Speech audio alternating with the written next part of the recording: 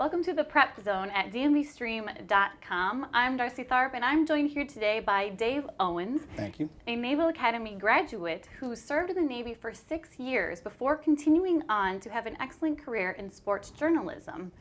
Dave then came to DC, where he worked as a sports correspondent for WUSA 9 for about 7 years. And as a professor of journalism at the University of Maryland, Dave is also a freelance broadcaster and has written and produced a documentary entitled We Are DC, Football in the District. Yeah. Dave, thank you so much for being here today. Darcy, it's a pleasure to be here alongside you, and like you say in that intro, it's been an interesting run, no doubt about it. No doubt about it. Sounds like it. Well, if we want to give us a brief description about what the documentary is about. Yeah, I mean, We Are DC is as it says, We Are DC, and it's really, more than just a football story. I mean, it's a documentary of all things DC, focusing on traditional, public schools in the district. But as I say, it's really more than just a football story. To me, Darcy, it's football has always been communal.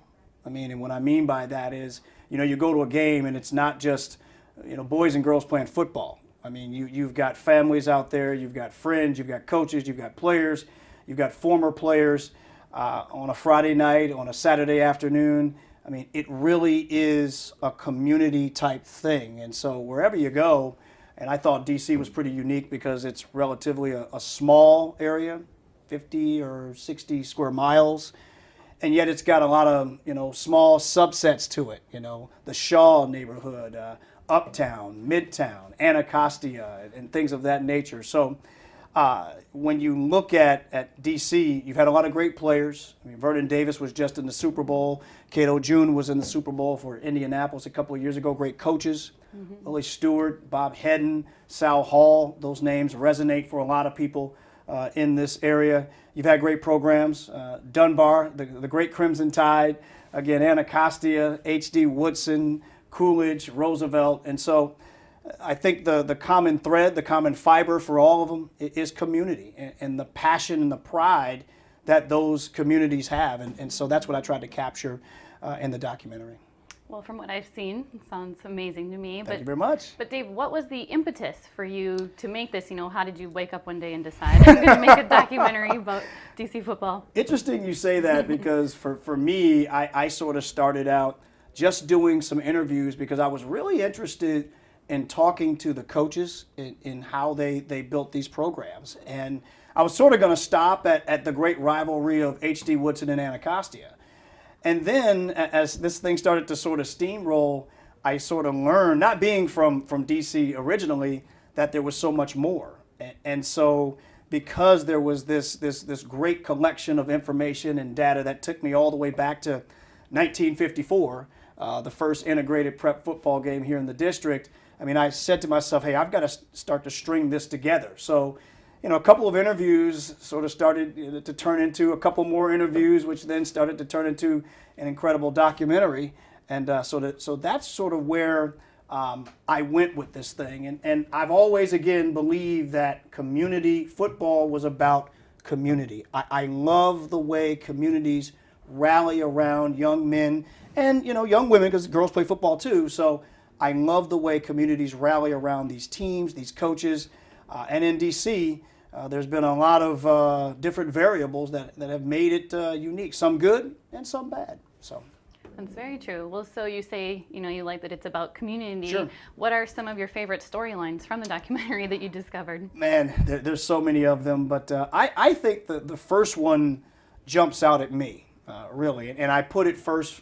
Number one, I think time-wise, it was right to put it first, but I'm talking about the 1954 game between St. John's, which was the private school power of the day, and the DC public school all-star game. And that was the first integrated prep football game in DC history. So historically, that was a great starting point. But I tell you, Darcy, when I went back and I talked to Dave Harris, who was on that team, he was there on that day. You talk about what a seminal moment in not just district sports history, but really regional sports history. I mean, all of the different variables were there. They were at the old great Griffith Stadium, I mean, whites and blacks were segregated in the crowd. I mean, it was such a big moment. And here this guy was playing in this game. He caught the game-winning touchdown pass, and he's now 78, 79 years old. And Darcy, to hear him recount that story with just the emotion in such a dignified manner, it gives me chills, quite frankly, just to talk about it with you here, because I know what it meant to Dave. And when he talks about the story, here we are, 60 some odd years later, he just talks about that day. And that's really one of the great stories. But there are others, but you got to watch the documentary. Of course. Well, you can't really beat that story. And isn't it incredible? Yeah, it really is. I mean, how far we've come, and it doesn't even seem that it was that long ago. Well, and I think that's what strikes you. I mean, here this guy is. I mean, living in right outside the district, and the way he talks about it. I mean, we're all sensitive to the times, and yet the further we get away from it, sometimes we forget. I mean, this kid was at the time he was 18 years old, 17 years old, and here he is, thrust into this to this moment. You're a teenager, you just want to play football. And so he talked about how the great Sal Hall, who was the coach of the day, kind of pulled everybody together, whites and blacks. And he said, listen, guys, we're not going to have any problems here. But remember, you have to be good, strong sportsmen, because this game is significant. And it really was. And again, to see him recount it, to listen to him recount it, it gave me goosebumps, because he was just so animated about it, and it was a great day. So I love that story, and I'm sure the people out there who watch it will love it too. Well, we're sure grateful that you decided to make a story about it. And so, Dave, what has the reaction been like so far? It's been pretty positive. I mean, it's been, I don't want to pat myself on the on the shoulder, but I think the coaches and the players in the district are very appreciative of the effort, because nothing like this has ever been done. I mean, there have been bits and pieces here and there, but I think to put a substantive documentary together, and we just don't go, back to the quote old days. I mean, we talk about some of the great players. I mentioned Vernon Davis, who just completed playing for the Denver Broncos and won a Super Bowl. I mean, we go back to the many great powers, Dunbar of the 90s, who won 39 straight games in league play. Ballou, I mean, of course, the great Ballou-Dunbar game, city championship, which many say is the best city championship ever to be played in Washington, D.C. And so, just people enjoy, I think, going back and seeing the games. I think they also enjoy going back and seeing some of the tough times too, because these great coaches had to build these programs in some tough times. The mid-1980s, early 90s, those were the days of the drug era, when drugs came into the Washington, D.C. area, and there were tough times. And so the coaches talk about how difficult it was back then. Anacostia had 4 players one year shot before the season even began. One was killed, and yet they still made it to the 1993 championship. I mean, those kind of moments, they're not great moments to remember, but you remember them with pride because you know what you overcame. And so it's been well received, and again, I hope the folks out there will watch it. So true. Well, Dave, you've made this great story, and I kind of have a 2-part question for you, but what do you hope to accomplish with this? And also, do you think that young men today can be saved by the power of sports and football that are struggling like they were in that time? Yeah, well, your first question, I think, what do I look to accomplish? I mean, I've already accomplished it, really. I wanted to tell a story about football that went beyond football, and sort of let the community know about the pride and the passion and the struggle, and really the building of high school football in the district amongst the traditional public schools, which now, because of different things, gentrification in charter schools, sometimes we forget that a little bit. So being able to do that and go back to the glory days of Cardozo, back to the glory days of Coolidge and Theodore Roosevelt, that was it was great to do, and I've enjoyed certainly doing that. Can young men, boys and young girls be saved not just by football but by sport? Yes, absolutely. It's cliche, but we do know that when young people get involved with sports, they learn a lot of life lessons. There is no doubt about that. I grew up right outside of Detroit, and I can tell you that I played with white guys, black guys, all different races, creeds, and colors. And when you're in the trenches, that doesn't really matter to you. You're just trying to play. You want to be on a team, and when you learn how to show up, whether you're 1-9 or 9-1, I think that has certain lessons that you can take with you, through your life. So certainly sports, I think, have a lot of great lessons that it can teach you. Well, that even brings me to my next question, Dave, which was, were there any lessons that you learned through this? I mean, you've been an athlete growing up, and you've been behind the camera and in front of the camera. Was the process of making this documentary, did you find out anything? Well, I found out how hard it is. That's for sure. I'm sure it's not easy. No, it's not, and I think you have to really stay the course, because I think when you're putting together a long form story like this, you have a plan in place, but then it ends up taking you to other places that you weren't really expecting to go. And I think from a producer standpoint, director standpoint, you've got to be okay going in a direction that you didn't necessarily know you were going, and yet being okay with that. So I think that's what you learn. You have to really stay the course. That's a kind of a sports lesson as well. I mean, you got to stay the course regardless of how good or how bad things are going. So, I don't want to sound like I'm preaching here, but certainly there were lessons for me from a career standpoint that I learned putting this together, no doubt. Well, that's so true, and you definitely do have to stay the course. That's a good tip. And I mean, I was going to ask if you have any other advice for future athletes, high school and college. Well, I think it's really important, Darcy, to show up and be consistent in your sport. I mean, regardless of what's happening. I talk to young student athletes all the time, and I do media training throughout the DMV, and I talk to them about the importance of dealing with wins and dealing with losses. I mean, listen, we just saw a Super Bowl where it's been a lot of discussion about how a particular player didn't do well and didn't deal with loss.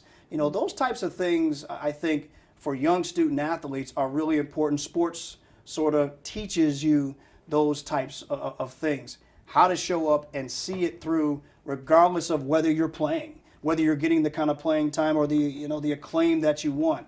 I think all those things you learn when you play sport, and certainly it's reiterated over and over again. So. Certainly, I do think it's invaluable for everyone to try it at some point in their life, to be a part of something organized like that. Absolutely. And so after making this documentary about football, do you have any aspirations to try another sport, say basketball, or another city even? And that's a great question. I'm not sure yet. I mean, I've got a couple of ideas in my mind. I think documentaries, they don't just have to be informationally accurate. I think they also have to be compelling. I think one thing about this football documentary is there are great storylines that take you outside of football. And so, Cato June tells the story of the 1996 championship where, he fumbled on the 1 yard line, and to this day there are people still getting on him on his Wikipedia page. This is a guy who went on to play in the Super Bowl for the Indianapolis Colts. So I mean, I think that certainly this is a basketball area that would seem to fit, but will it be compelling? I've got some ideas rattling around in my mind, and so we'll see. Stay tuned. Stay tuned. The next one's on the way. Well, that's exciting. We look forward to seeing that. And I mean, I was going to ask if there's any current projects that you're working on right now, or? Well, nothing right now. And again, I'm just trying to sort of figure out where I want to go next, and that takes time. I mean, I think now that this documentary is done, I'm out promoting it, obviously, talking about it, which is always fun, introducing it to, other cities, other towns. And, sometimes people might think, well, I'm in Fairfax, why do I care about that? Well, I think some of these things have applications for all of these cities and all of these towns. And I can't tell you how many people who live in Fairfax now, Prince George's County now, Montgomery County now, played in D.C. as young people coming up, and then they just moved away. So inevitably, you're going to run into something in this documentary that you're going to see. But other projects coming down the line, nothing yet. I want to take my time, and I want to do it the right way. So I'm kind of cooling my heels right now, doing the promotional piece, and we'll see what happens. Well, So. that's great. I mean, there's no rush. You have some Yeah, great no work rush, out not there. yet. So No rush, no rush. we'll no look rush. forward to when you do have something new to look at too. Appreciate that. Appreciate that. So to ask you, you've done quite a few different things, Yeah. and so a lot has been behind and in front of the camera, Yeah. and you do teach media training. Mhm. So do you have any advice for aspiring journalists? Yeah, you know, I think you have to think outside the box. The media business is changing, right? I mean, mentioned that. when you know, some of us of a certain age grew up, I mean, the 5 o'clock news was it, and certainly the 5 o'clock news, 6 o'clock news is very important on your local channel. But you know, the influx of social media, I think there is a certain age group that wants information a lot more immediate. They want to see it. They want to get behind the scenes. And so I think the media industry is changing. And for those of us who are in it, I think we've got to change our mind from the old classic, I'm going to go somewhere and sit behind a desk and say, hi, I'm coming at the 5 o'clock news. You have to be able to shoot your own camera. I think you have to be able to edit your own video. I think you have to be able to do things in front of the camera and behind the camera. If you're not able to do that, I think you do yourself a disservice, because this industry, which at the highest levels, the ESPNs of the world, are streamlining their process. And for those of us working in the industry, if we're not multifaceted, we're going to get left behind. Well, that is very good advice, Yeah. and I mean, you're already very well-rounded yourself, so you're. Try to be. I'm sure you're definitely an inspiration. I'm sure I to try to many be. of those watching. So. Try to be. So Dave, where can people find you if they want to find out more information or contact Yeah, you? go to DaveOwensSports.com. That's my website, and that's where a lot of the information is, DaveOwensSports.com. As I said before, I do media training around the DMV, and I speak to young student athletes about how to give interviews, what's happening when a reporter is coming to interview you. How do you deal with wins? How do you deal with losses? When do you say I? When do you say we? Those types of things. And you know, again, it sounds cliche, but we just saw a situation where a Super Bowl playing quarterback, Cam Newton, has been talked about with his body language. How did he say it after the game? Why did he say it like that? You know, those types of things are important and can be valuable. And when recruiters are looking at how you deal with an interception, how you deal with a loss, how you deal with controversial plays, they take that into account and say, is he our kind of guy? It's easy to be, you know, happy when you're winning 35-0 and you've run for 3,000 yards. What do you do when you're 2 for 10 with 2 interceptions and you lose a football game? That's kind of where we can kind of tell who you really are. And oftentimes student athletes don't realize that. So, you know. That's very true. It's Yep. very good advice. I mean, a lot of students, people know how to play sports, but Yeah. they don't realize that attitude and personality is Absolutely. probably Absolutely. 90% of it. So. It really is. It really is. It goes a long way. It goes a long way. It So, does. Well, Dave, I really appreciate you Appreciate taking you the having me. time to take out of your busy day to come see us. Appreciate and you having me. Really appreciate you having me. Sounds good. Well, that's it for us, but we are going to show a preview of the trailer of the documentary. Yep. So thank you for watching. It's all the way, baby. Yeah, Blue all the way. 1, 2, 3,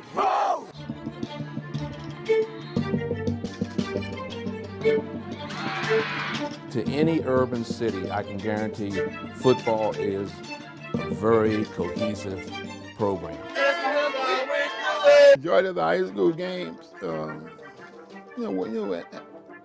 At big crowd at the game because of the competition. Well, during those days, the stands was packed. In fact, I know at Woodson, you couldn't seat everybody. Everybody had their pocket of talent that, you know, and not only that, but they took pride in that area. When I think about DC football, what really is special to me is that the excitement that you see in the kids' eyes. We had so many athletes. I mean, we had so many athletes on all sports in the city of DC. I don't know what was going on in Maryland and Virginia, because back in the day when you grew up in DC, you never really left DC. We had our 3:30 games, and the students would leave the building and come right to the stadium. Before we had the playoffs, it was dog eat dog.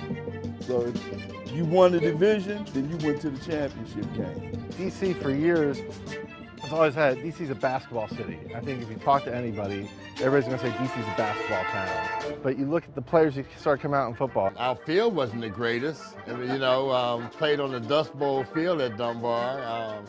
you know, but that was our home, and we loved it. There's been a strong foundation of football in the city for a number of years, and it really helped me come out the southeast area of Washington, D.C. to become an educator.